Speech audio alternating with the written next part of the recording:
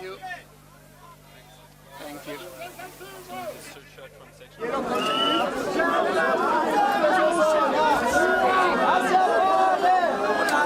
Comrades, what we'd like to say,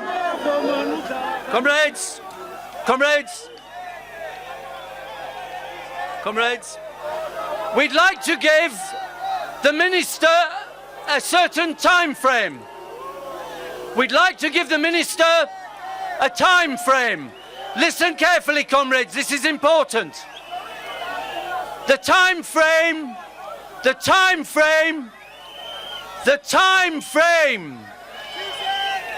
that we would like a response.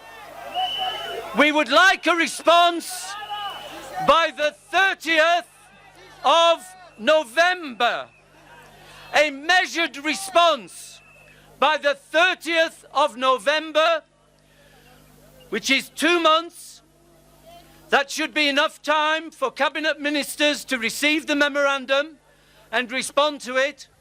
And we'd like to make an official request now that the Minister receiving the memorandum will receive a delegation from all those represented here on the 30th of November to allow us to hear their response. Comrade Khadebi. Good afternoon, ladies and gentlemen, and all those who are gathered here under the aegis, what is styled Unite Against Corruption Coalition. I have been directed by the President Zuma, to come and welcome you, as I hereby do, as well as to receive the list of concerns that you have compiled. I undertake to convey your concerns to the President for his consideration. We view your action as one that seeks to give effect to the injunction in the National Development Plan that an active citizenry is a critical element towards implementing the proposals contained in the NDP. The National Development Plan reminds us all that overcoming corruption and lack of accountability in society requires not only political will, sound institutions, and a solid legal framework and foundation, but also an active citizenry. Accordingly, we view your presence today as an endeavor not only to hold government accountable, but also as a commitment to form a social compact with government to overcome corruption scourge, both in the public and private sector. We want to reiterate that our government is committed to working with all sectors of South African society to ensure a corruption-free country that is built on integrity, built on honesty. In this regard, the government has prioritized combating of corruption and is committed in ensuring the implementation of all domestic policies and our international obligations that are aimed at integrity, good governance, and combating of corruption. Some of the key achievements include the establishment of the Anti-Ministerial Corruption Intercommittee. This anti-corruption IMC is convened on a regular basis, and our mandate given by the President is to coordinate and oversee the work of all state organs aimed at fighting corruption. Apart from the creation and institutionalization of structures that are intended to fight corruption, most progress has been recorded. This includes the investigation of 203 corruption cases involving 1,065 people, where the benefit per case is more than 5 million rand. The President has signed 52 proclamations allowing the Special Investigative Unit to investigate both the private and public sectors. Since 2009, we've managed to secure convictions of 66 individuals. Furthermore, a total of 177 government officials were convicted for corruption-related offences since 2014. Since 2009, a cumulative total amount of 3.76 billion rand freezing orders have been obtained, thereby rendering impossible for suspects that benefit from ill-gotten gains. During the same period, a cumulative amount of 18 million rand of proceeds of corruption from government officials have been obtained. In fulfillment of our NDP to create a resilient anti-corruption system for the country, we have commenced with the development of a country-wide anti-corruption strategy. I wish to urge us all that as part of that social compact that I've just referred to, we act with agency to resurrect the National Anti-Corruption Forum that was put in place in the early 2000s. As we understand it, the National Anti-Corruption Forum is currently being convened by a representative of civil society. We have noted with deep regret, and I emphasize that in government you will find a partner that is able and willing to forge links with yourselves to deliver a decisive blow against the spectre of corruption. I thank you.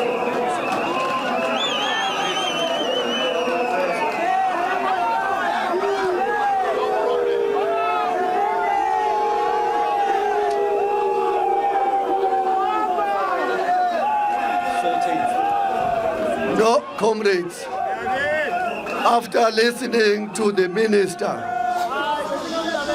saying that 177 officials have been arrested, and this is now supposed to be showing and demonstrating the work the government is doing to combat corruption in our country. Mere 177. Mere 177. Let's tell you what is that standing against. According to the previous Minister of Finance, Pravin Gordhan, this country loses 5% of its infrastructure budget to corruption. And he, not us, say that amounts to 25 to 30 billion rands every financial year. Government says we are acting. We have arrested 177. This is not laughable, comrades. This is very sad. Not one minister, not one deputy minister, not one person that we can remember has been arrested. 30 billion rands in our infrastructure budget gone to corruption. Another institution, I know that they are disputing that because they are sitting on denial, says we have lost 700 billion rands in the past 20 years to corruption. Our comrades say we have arrested 177.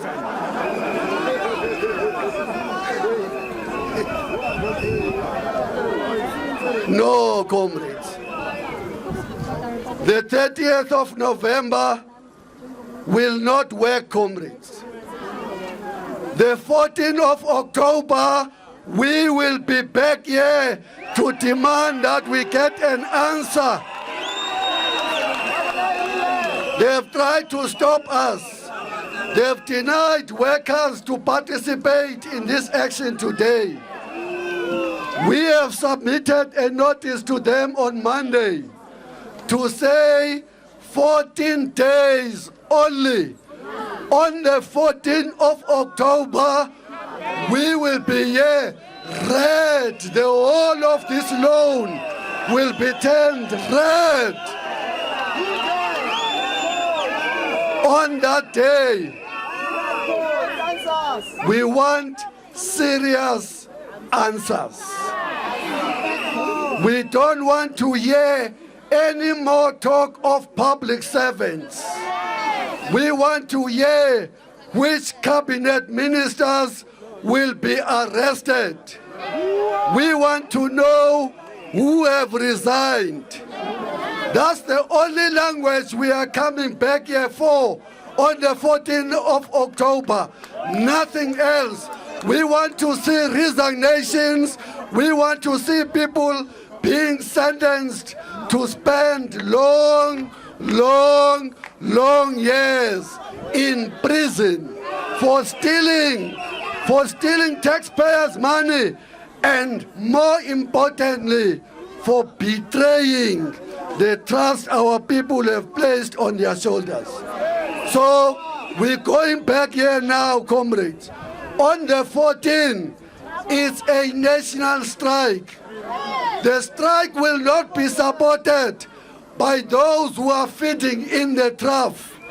Those who are busy eating will call us names. They will label us. They will pigeonhole us. We don't care anymore. Those of us who want to address the crisis of unemployment, in particular of our youth, those of us who want better schools, those of us who want better hospitals, those of us who are sick and tired, we will be back here on the 14th of October. We have warned them, comrades. This is no event. Beyond the 14th of October, we are going to Madibeng, where our people spend weeks and weeks without water. We will be marching in those streets. All of us here together, we will be marching to the dysfunctioning and collapsing public hospitals here in Gauteng and in the Eastern Cape. We will be marching to our schools to demand that there should be laboratories, there should be libraries, there should be security. The culture of teaching and learning must return. We will make it very hard for them to continue doing the breakdance in Parliament. They will have to tell us when are they prepared to pay back the money. We want the money. No more excuses. They are going to see, comrades, a long summer. It is going to be very hot in this building. It is going to be very hot in their offices. We will not allow a minority to intimidate the overwhelming majority of freedom fighters who fought for this freedom. No, they can be shaken and they can be intimidated by, number one, those who want deployment. We don't want deployment. We want the decent jobs for all of our people. Thank you very much.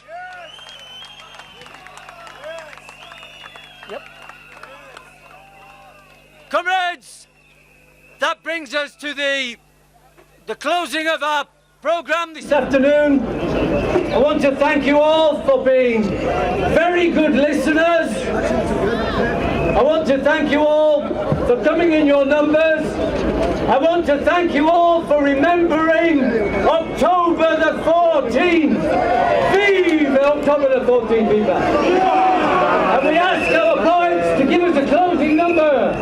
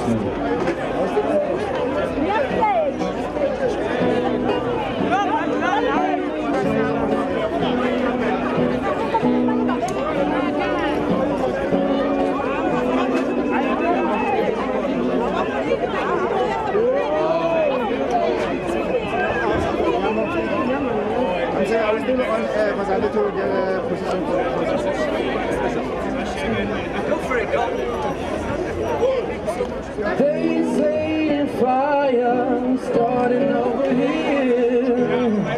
Hit the feeling from my head all the way to my toes. Hopefully you're gonna learn something new. Just keep going on the ground. Listen to these words of wisdom. Words of wisdom, yeah.